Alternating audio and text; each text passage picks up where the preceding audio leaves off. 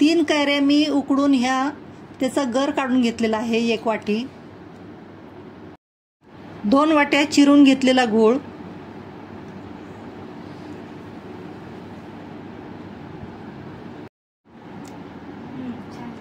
1 चमचा सुंठ पावडर, 1 चमचा बडीशेप पावडर, 1 चमचा जिरे पावडर, अर्धा चमचा मिरा पावडर, मीठ चवीनुसार आणि 1 अर्धा लिंबू त्यात पिळून घ्यायचा आहे.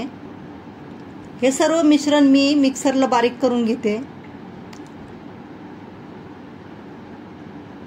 हे आपण आता गॅसवरती मंद गॅसवरती हे परतून घ्यायचं आहे. 5 ते 7 मिनिटं हे मिश्रण असं थोडंसं घट्ट होईपर्यंत, हे अगोदरच घट्ट आहे पण थोडं अजून त्याला शिजून द्यायचं आहे आपल्याला गॅसवर. 5 मिनिटं शिजून घ्यायचं आहे. हे थोडं त्याच्यावरती छान असा वास येण्यासाठी मस्त जायफळ, थोडं 1 पाव चमचा जायफळ खिसून घेतलेलं आहे. पण हे तयार झालेलं आहे.